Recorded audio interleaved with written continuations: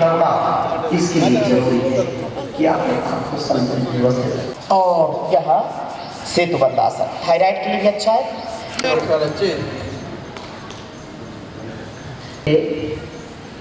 लगातार पाद वृत्तासन, हलासन, अर्धलासन और द्विचक्री का आसन लगातार भारत माता की जय।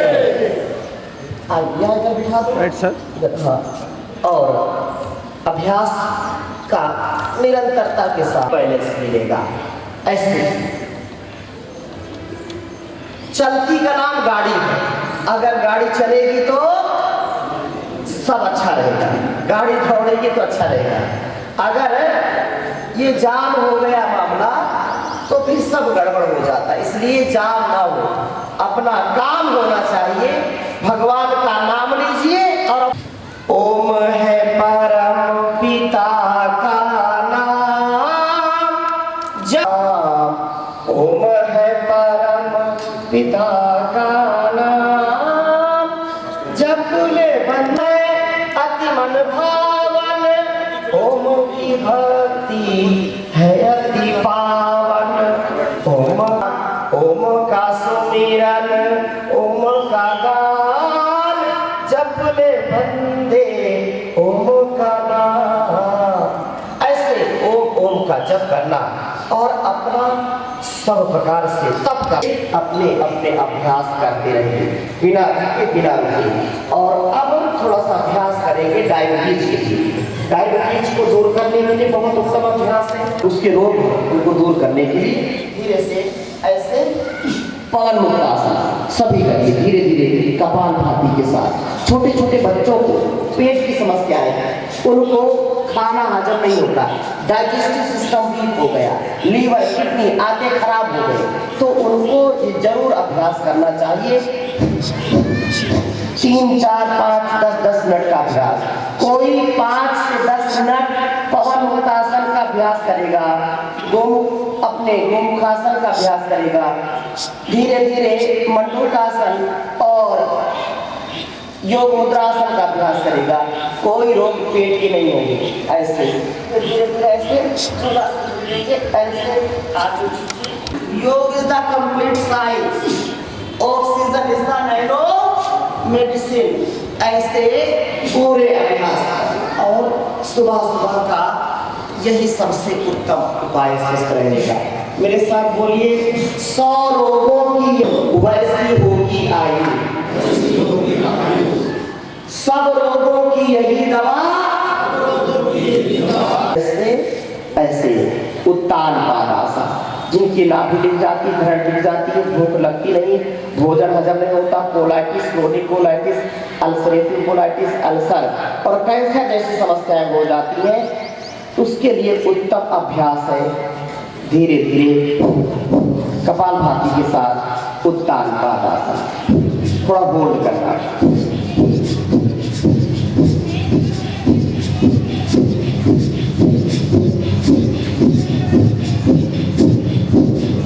जितना होल्ड करेंगे उतना लाभ मिलेगा। धीरे धीरे वापस और दोनों हाथों को अपने जंघों के ऊपर रखिए, आगे पीछे से ऐसे उठा देंगे। ऐसा बड़े अच्छा अभ्यास है, थोड़ा होल्ड करना। जितना होल्ड करेंगे उतना लाभ मिलेगा। ऐसे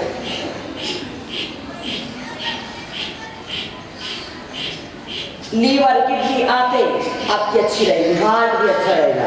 धीरे धीरे वापस और थोड़ा शवासन कर लीजिए, पूरा शरीर शिथिल, दोनों हाथ खुले, दोनों पैर खुले, गहरे श्वास भरिए, मन को शांत करते हुए एक्सेल, डीपली इनहेल, एक्सेल।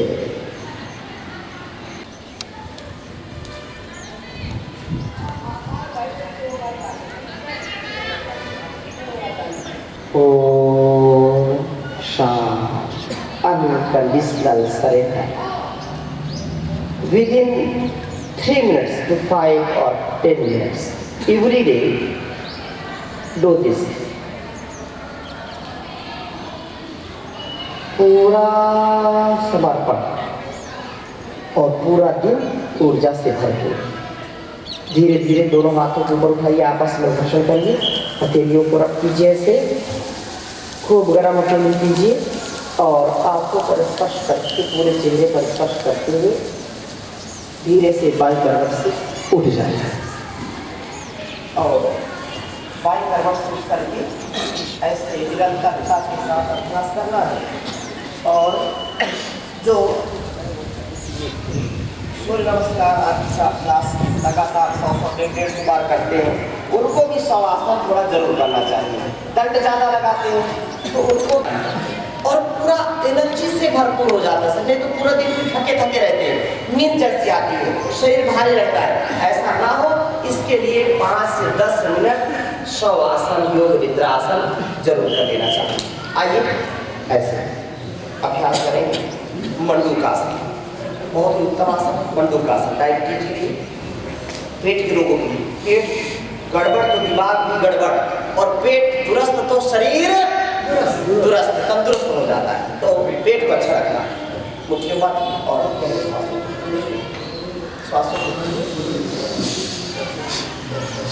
श्वासों को छोड़कर कपालभाति करें। कपालभाति के साथ पेट का सब रोग जाएगा, कोई रोग बचेगा नहीं, करना पड़ेगा।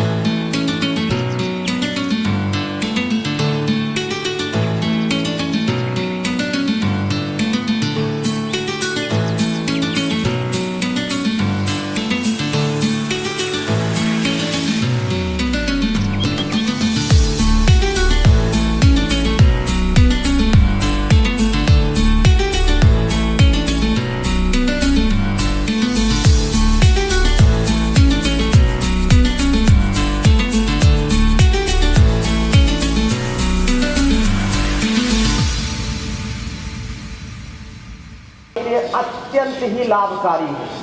बहुत ही उत्तम अभ्यास। धीरे धीरे वापस और ऐसे एक एक पैर की एड़ी को पकड़ते हुए ऐसे धीरे से अभ्यास कर लीजिए। वाह वाह।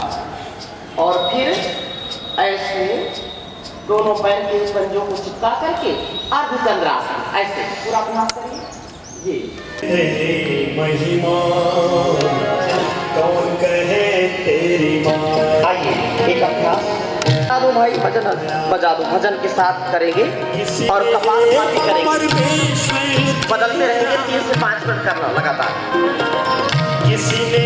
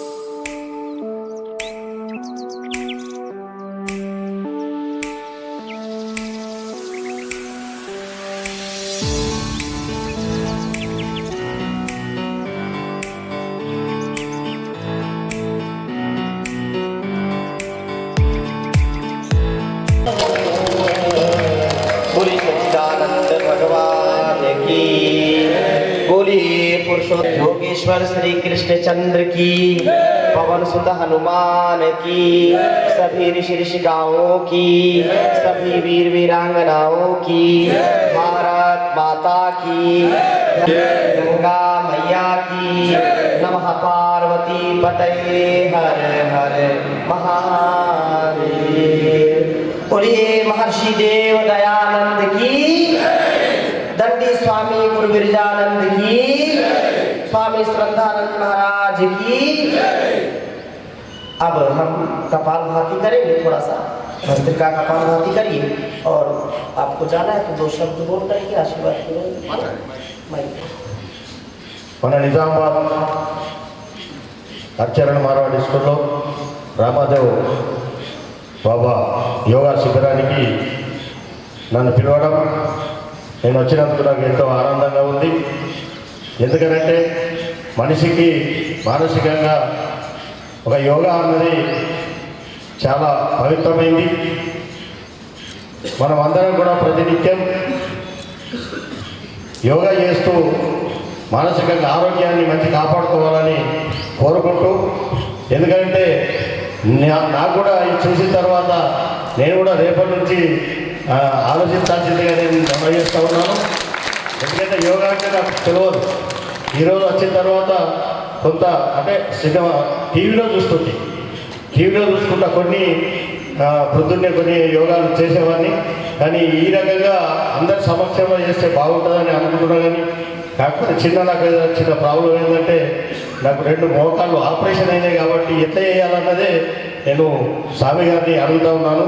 వారి సలహా మేరకు నేను ఇంటి దగ్గర కానీ ఎక్కడైనా ఖచ్చితంగా నేను డైలీ యోగా చేస్తానని చెప్పేసి మీ అందరి సమక్షంలో మనం చేస్తూ, నాకు పిలిచి సన్మానం చేసినందుకు మీ అందరికీ పేరు పేరున ధన్యవాదాలు చెప్తూ ముగిస్తూ ఉన్నాను. జై హింద్, జై రామ్.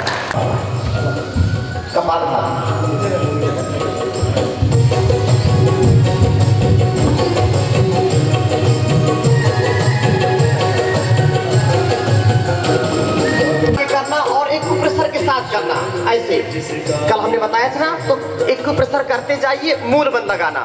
जैसे मूलेंद्री को मलमूत्र के वेग को रोकते हैं, तो मूलेंद्री को संकुचित करके कपालभाति करेंगे, आप कितना लाभ मिलेगा? मन शांत होगा और बहुत खुशी लाभ मिलेगा। लगातार करिए, आप बंद, मन शांत, सही 1 सेकंड में एक बार, 1 मिनट 7 बार और 5 minute 30 bar.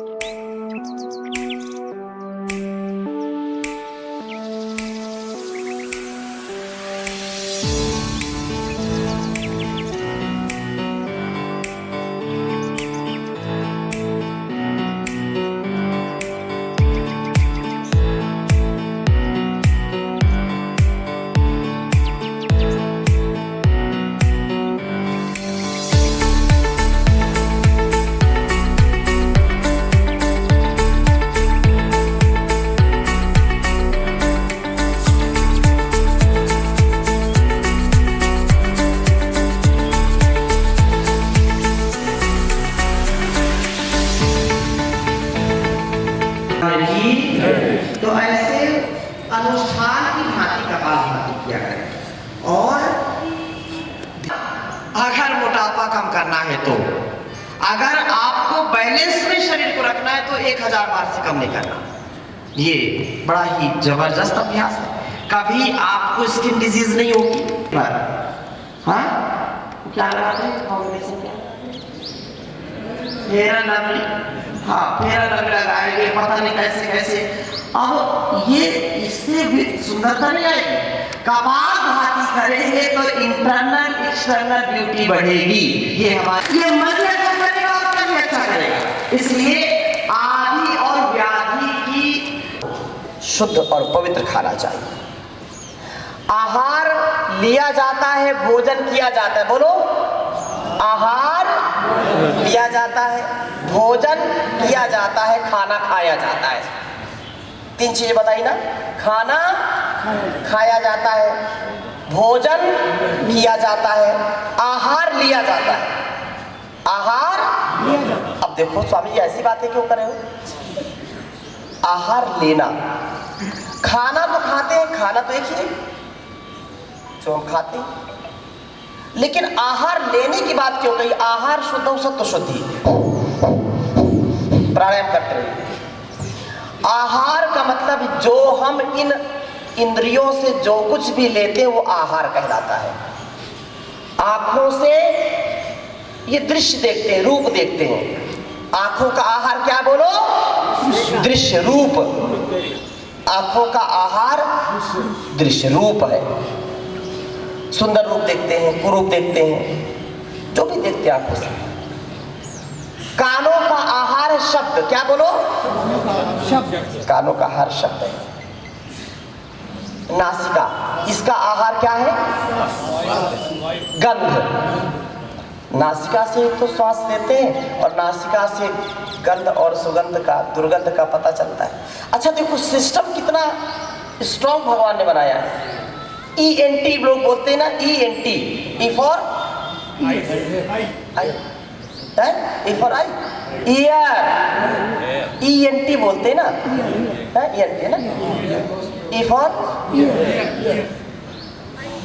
Knows and throat, ये तीनों का मिलन है ना। नासिका से कोई चीज हम डालते हैं, जलनेती सूत्रनेती करते हैं, नाक से डाला और मुंह से ऐसे निकाल कैसे करते हैं ना। कुछ लोग जो है जादू दिखाते हैं, सांप को नासिका से डाल करके मुंह से निकाल देते हैं। देखा कभी? देखा कि नहीं देखा? हाँ, नासिका से, नाक से सांप डाल दिया, मुंह से निकाल दिया, मतलब दोनों का सुराग मिलता है। लेकिन इतना होते हुए भी श्वास मुंह से नहीं ले सकते। कितनी देर लेंगे? ज्यादा नहीं ले सकते। सुगंध मुंह से नहीं ले सकते।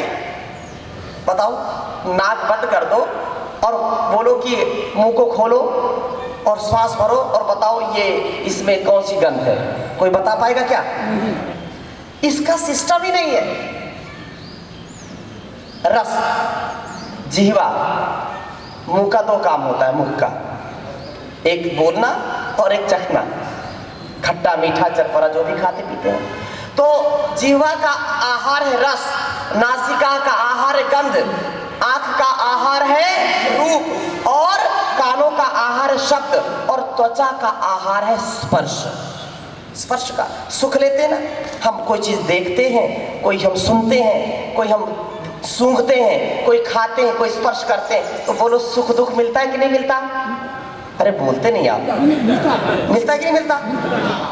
किसी को देख करके बहुत गुस्सा आता है और किसी को देख करके बड़ा प्यार आता है कि नहीं? कोई बात सुनकर के बड़ी गुस्सा आ जाती है और किसी बात को सुनकर के मन प्रेम से भर जाता है, करुणा से भर जाता है। बोलो है कि नहीं? किसी को रस बहुत अच्छा लगता है, किसी को अच्छा नहीं लगता।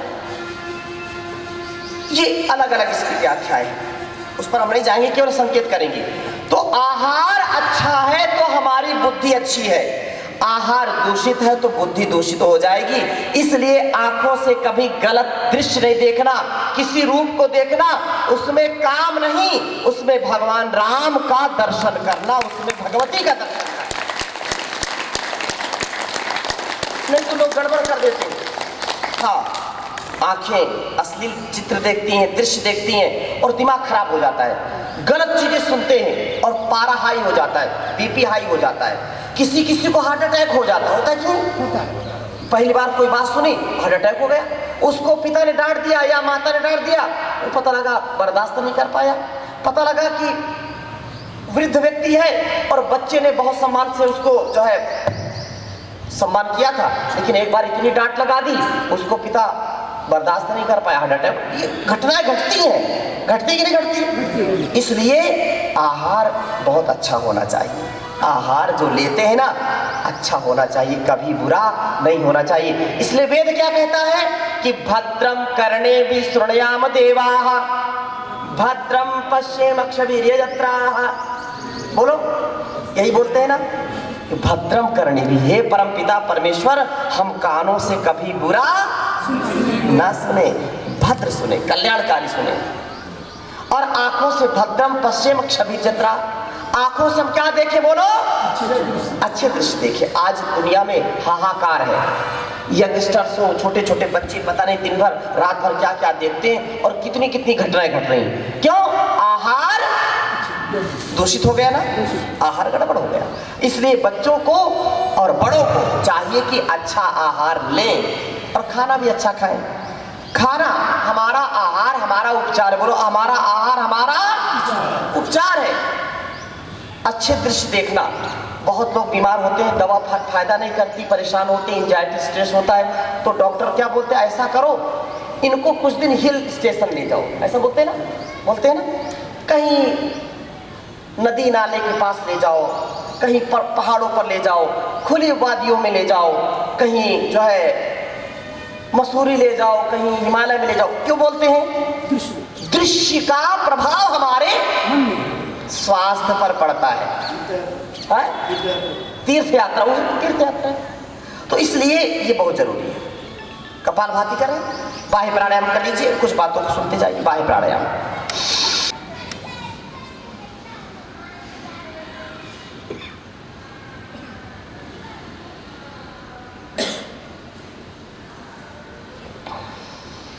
त्रिबंध के साथ।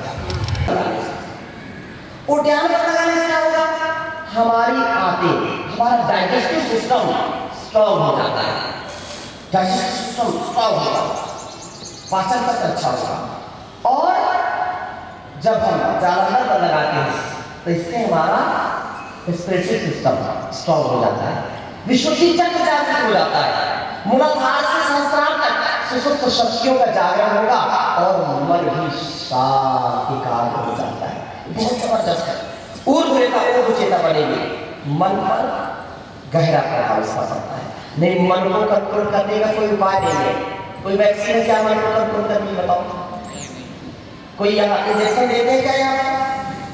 यहाँ निजामाबाद में कोई गोली, कोई इंजेक्शन, कोई वैक्सीन है क्या कि मन मेरा खराब है? और meditation is the best medicine for so every day do meditation and achieve divine health, divine thoughts, peaceful mind, happiness life।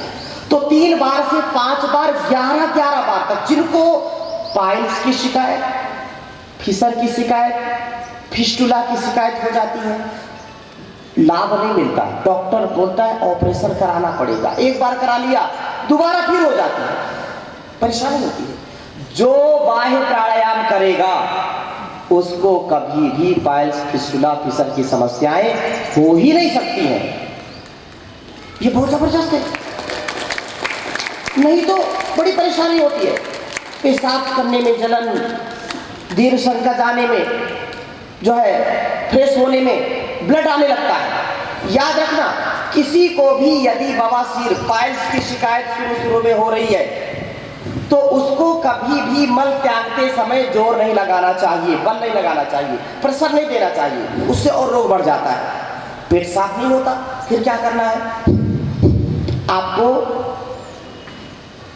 रोज अनार का सेवन करना है, अंजीर का सेवन करना है, पपीते का सेवन करना है, नींबू का सेवन करना है, मूली का सेवन करना है, प्याज का सेवन करना है। खूब चबाचब खाइए, सलाद खूब खाइए, रूखे आहार मत लीजिए। जो है रुख, क्या अंग्रेजी में क्या बोलते हैं? रुक्ष पदार्थ, ड्राई, ज्यादा ड्राई और फ्राई नहीं खाना। याद रखना, ये बहुत गजब की बात है। जिनको बवासीर, जिनको पेट के रोग होते हैं, उनको ज्यादा ड्राई और फ्राई नहीं खाना चाहिए। ड्राई फ्राई खाएंगे, कल बताया था ना, हरी भरी एंड करी, इससे बचो। फिर उनको क्या खाना? पाइल्स की शिकायत ना हो, कब्ज ना हो, तरल पदार्थ ज्यादा खाइए, पानी वाली ज्यादा चीज लीजिए, वाटर वाली। खाना पीना, क्या बोलो? बोलते ना, खाना पीना किया कि नहीं, ऐसा बोलते कि नहीं?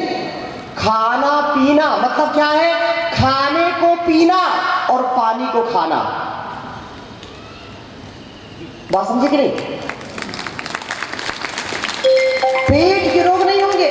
गड़बड़ हम करते हैं, हम क्या करते बोलो? इतनी जल्दी खाते हैं, दांतों का काम हाथों करना पड़ता है, फिर भोजन यहाँ पड़ा सड़ता रहता है, और फिर कब्ज, गैस, अपच होती है, फिर कोलाइटिस, क्रोनिक कोलाइटिस, घाव हो जाते हैं, फिर अल्सर और कैंसर जैसी समस्या हो जाती है। होती कि नहीं होती? इसलिए इनसे बचो, ड्राई फ्राई से बचो।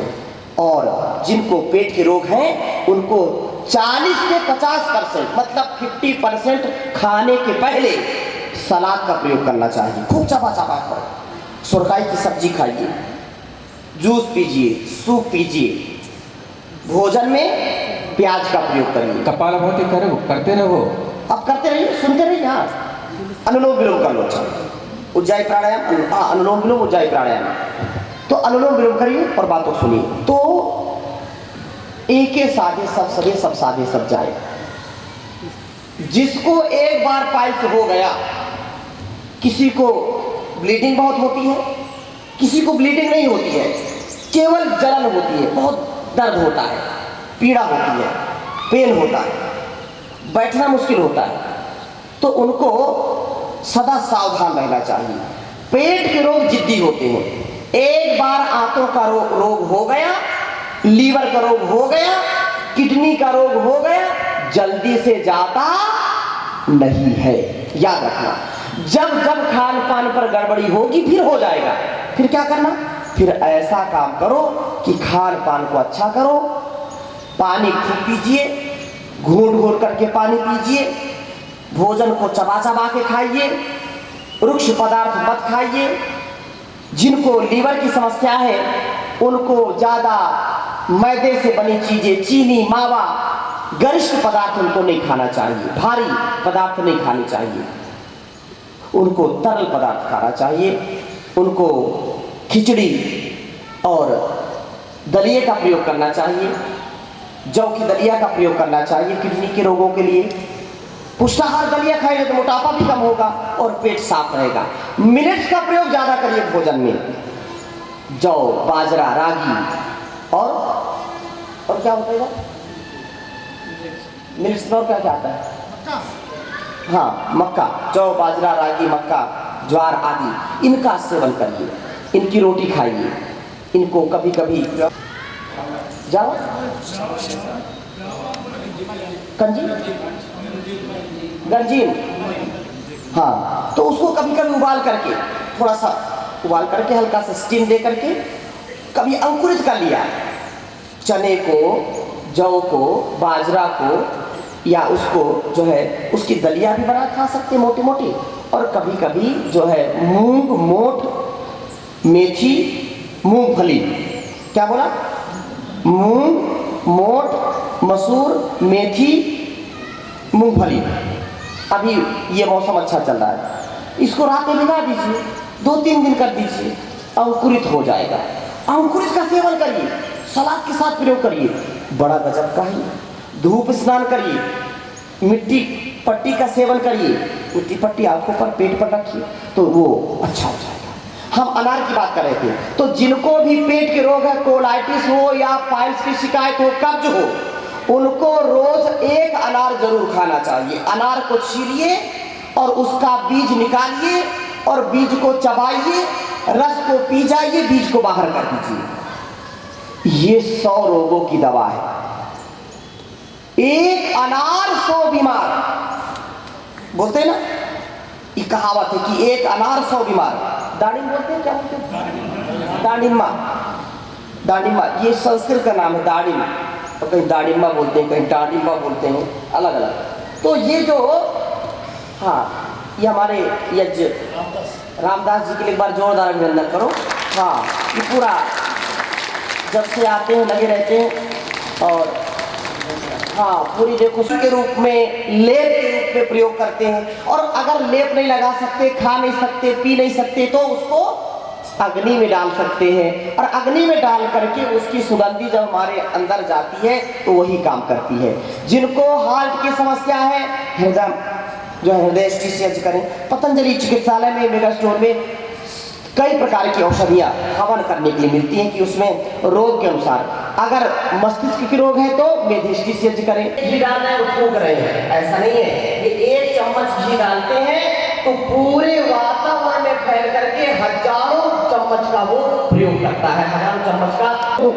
बोले 1 मिर्ची लेकर के आओ, बोले 1 मिर्ची अग्नि में डालेंगे तो हजारों लोग बैठे होंगे, सबको बराबर प्रसाद मिलेगा।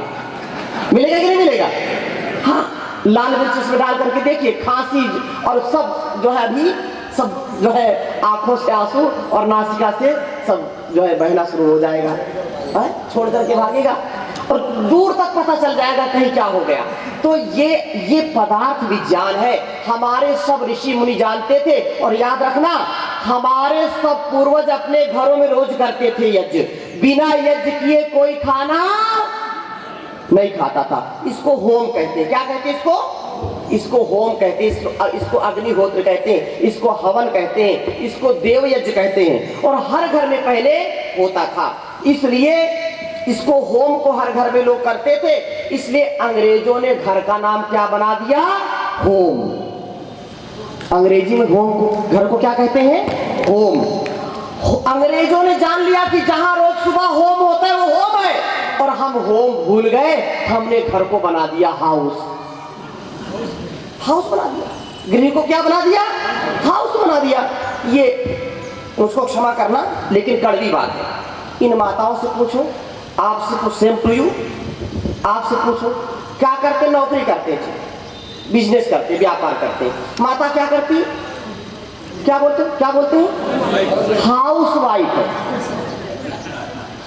आज से आपको, आपकी कसम, आज से आपकी डिक्शनरी से, आपके शब्दकोश से इसको हटा दीजिए। ये है, ये गृह लक्ष्मी है, ये आदर्श गृहिणी है, ये देवी है।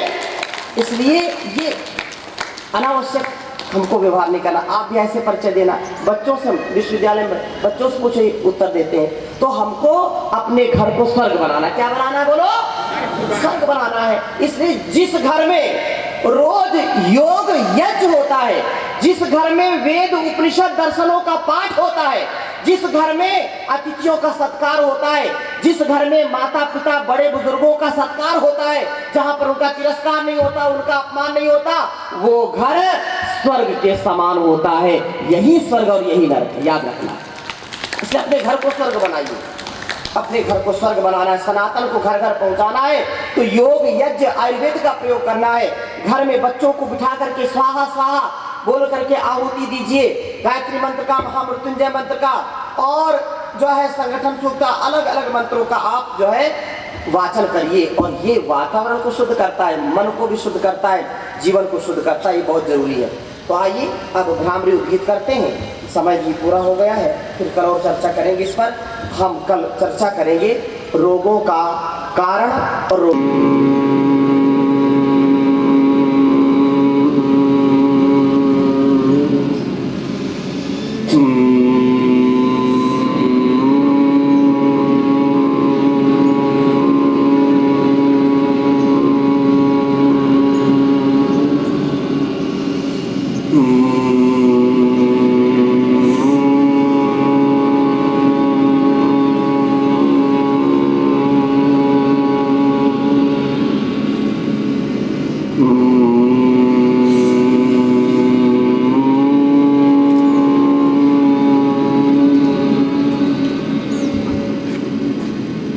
उद्गीत प्राणायाम।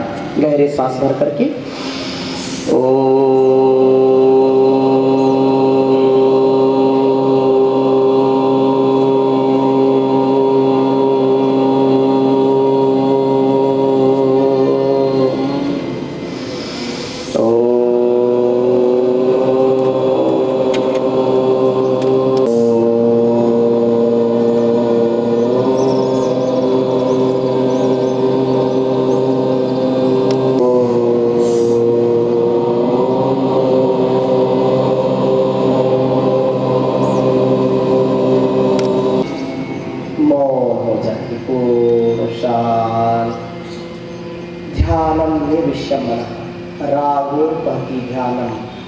तत्र प्रत्येक तानता ध्यानम ध्यान से सम्मुखे महीयते ईशावास्यमिदं सर्वं यत्किंच जगत्यां जगत् तेन त्यक्तेन भुंजीथा मा। दोनों हाथों को धीरे धीरे ऊपर उठाइए, आपस में घर्षण कीजिए। ऐसे 5, 10, 15, 20 मिनट का अभ्यास, आधे घंटे का अभ्यास ध्यान का करना है।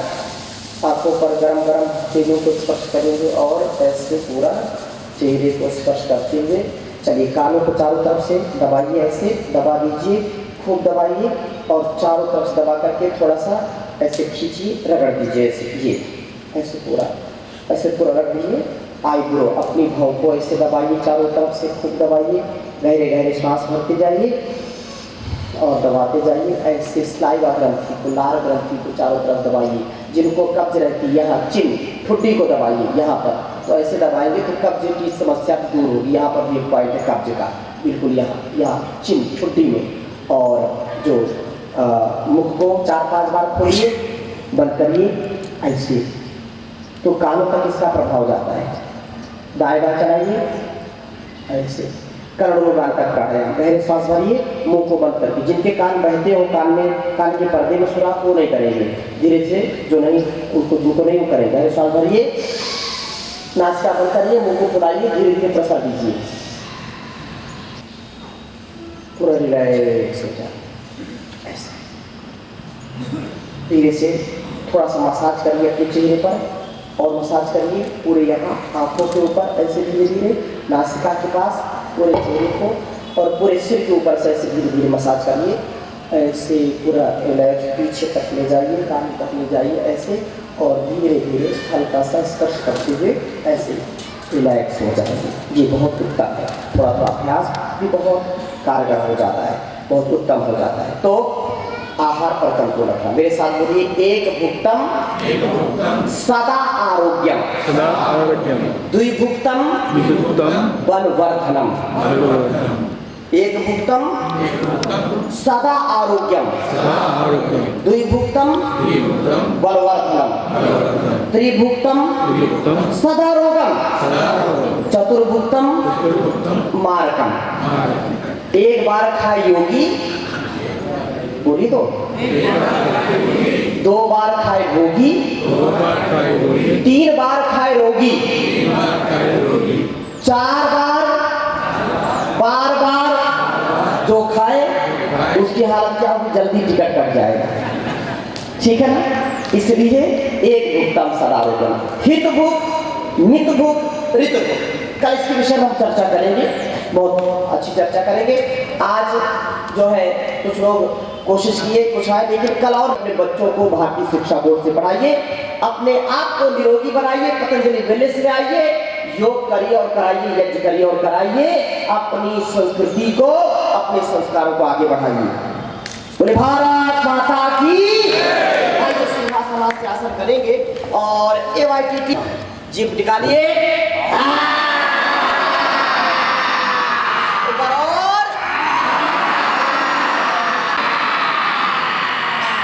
गले को मालिश किया, लाल चंदन है, और अब हंसेंगे, हंसाएंगे सबको निरोगी।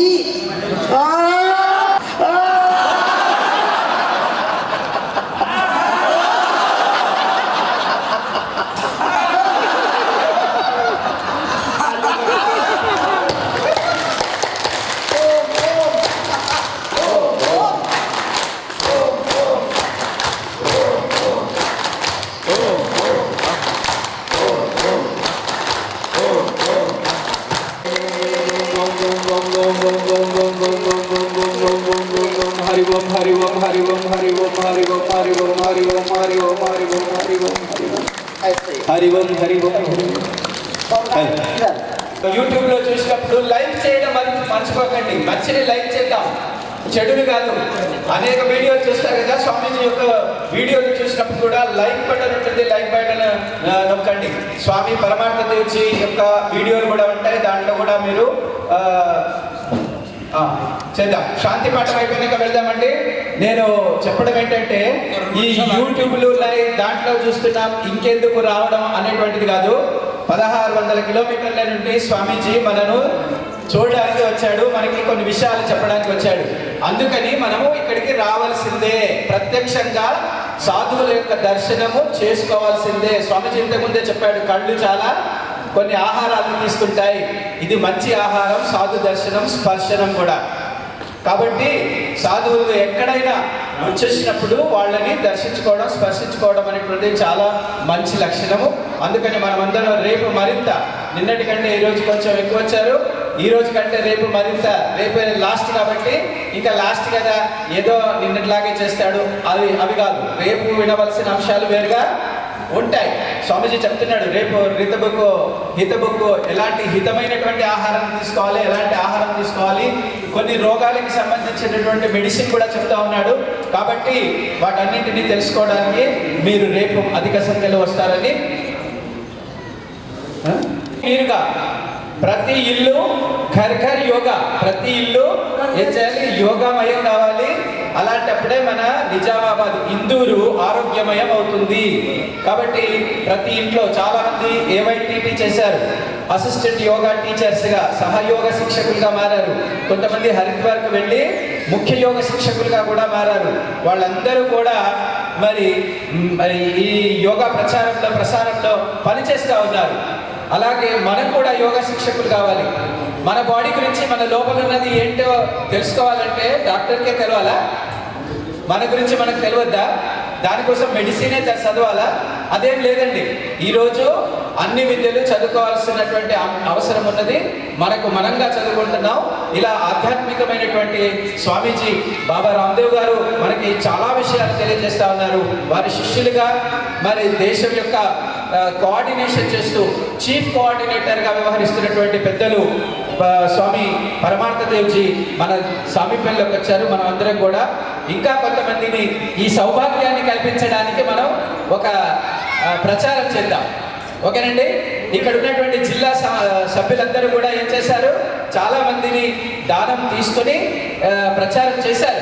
కానీ మన వంతు ప్రచారం కూడా చేస్తే మీకు కూడా దాని పుణ్యం లభిస్తుందని తెలియజేస్తూ ఏవైటీపీ అసిస్టెంట్ యోగా టీచర్కి సంబంధించినటువంటి కోర్సు మే 12 నుండి జరుగుతుంది.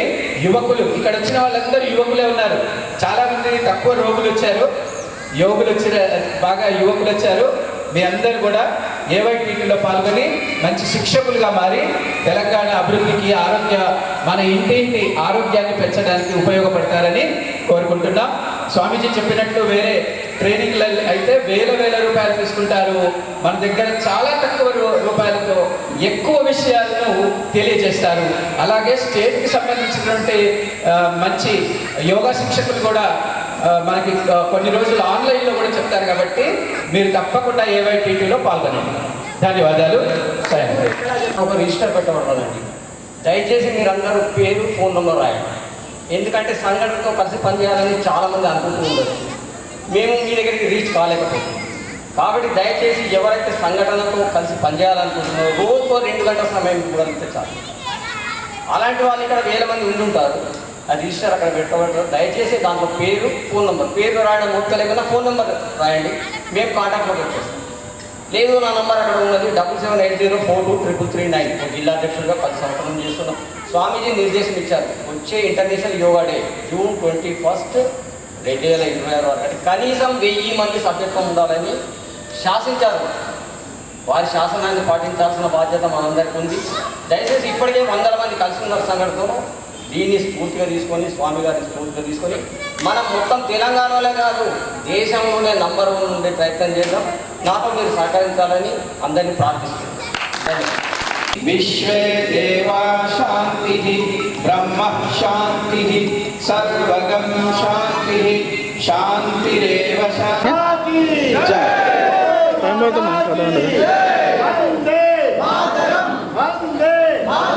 గట్టిగానండి. భారత్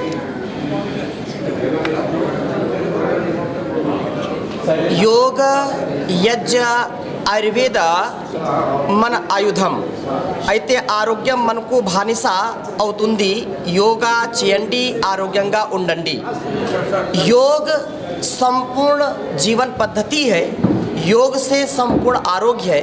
योग, यज्ञ, आयुर्वेद जो पतंजलि परिवार ने परम पूज्य प्रातः स्मरणीय युग पुरोधा युग दृष्टा योग ऋषि स्वामी जी महाराज ने, आयुर्वेद शिरोमणि आचार्य श्री महाराज ने योग को घर घर पहुंचाने का कार्य किया है. और यहाँ पूरे तेलंगाना को योगमय, आरोग्यमय बनाने का पावन संकल्प हमारे पूरे राज्य प्रभारी यहाँ उपस्थित हैं. 3 दिवसीय इंटीग्रेटेड योग शिविर यहाँ निजामाबाद में चल रहा है, जिसका आज दूसरा दिन था और सैकड़ों लोगों ने यहाँ पर प्रतिभाग किया है. कल यहाँ पर पूर्णता का दिन होगा. मैं आह्वान करता हूँ कि अधिक से अधिक लोग आएँ. इस कार्य को आत्मनिर्भरता के साथ, स्वावलंबन के साथ अपने घर परिवार को यदि हम स्वस्थ बनाना चाहते हैं, कोई भी व्यक्ति रोगी नहीं होना चाहता, लेकिन आज रोगों का इतना आक्रमण है कि छोटे छोटे बच्चों से लेकर के नौजवानों को और बड़े बुजुर्गों को अनेक प्रकार के रोग सताते हैं. इसलिए MS, ऑटोइम्यून डिजीज़, कैंसर जैसे रोग, ब्रेन स्ट्रोक, हार्ट अटैक और लीवर, किडनी की कितनी समस्याएं हैं. ओबेसिटी, मोटापा कितना बड़ा जो है हमारे लिए एक प्रॉब्लम खड़ा करता है. और जो है BP, शुगर, ये जो लोग कहते हैं कि ये तो लाइफ स्टाइल डिजीज़ हो गई है, तो लाइफ स्टाइल डिजीज़ से बचने का उपाय क्या है? अथ योगानुशासनम, अनुशासन, डिसिप्लिन। डिसिप्लिन आहार का, विचार का, इंद्रियों का, अपने मन का, अपनी दिनचर्या का, उठने बैठने सोने जागने का संतुलन होगा तो हम डिजीज़ फ्री लाइफ होंगे, डिसऑर्डर फ्री लाइफ होंगे। यदि डिसिप्लिन नहीं है तो कोई बचा नहीं सकता है। योग हमको डिसिप्लिन में रहना सिखाता है, इसलिए योग इज़ द कंप्लीट बैलेंस। योग से सब दिव्य शक्तियों का संयोग है। हमारे यहाँ पर राज प्रभारी आदरणीय श्री राव जी, हमारे शिव कुमार जी, शिवडू जी, आदरणीय कृपाकर जी और सभी जिला प्रभारी इस कार्य को आगे बढ़ाने के लिए और एक संकल्प के साथ अभी 2026 के लास्ट तक हमने यहाँ 3 दिन का जो कार्यक्रम किया है उसका आउटपुट और कैसे इसको हम अच्छा बनाएं, तो हमने संकल्प लिया है कि 2026 के लास्ट तक हर गांव को निरोगी बनाने का संकल्प पतंजलि परिवार का है।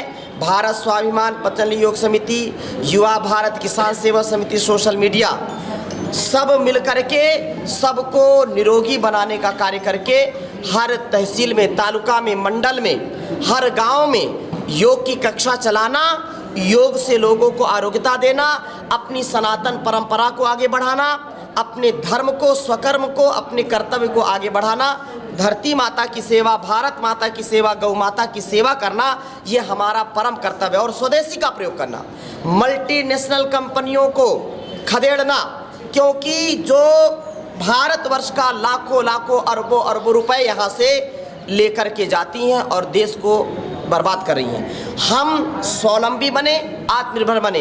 भारतवर्ष के यशस्वी प्रधानमंत्री भी कहते हैं कि भारत को यदि विश्व की आर्थिक महाशक्ति बनाना है तो हमको स्वदेशी का प्रयोग करना है। हमको अपने गांव घर में, अपने शहर नगर में, अपने ज़िले में, अपने जो है राज्य में जो चीज़ें बनी, भारतवर्ष की जो चीज़ें बनी हैं उनका प्रयोग करना है।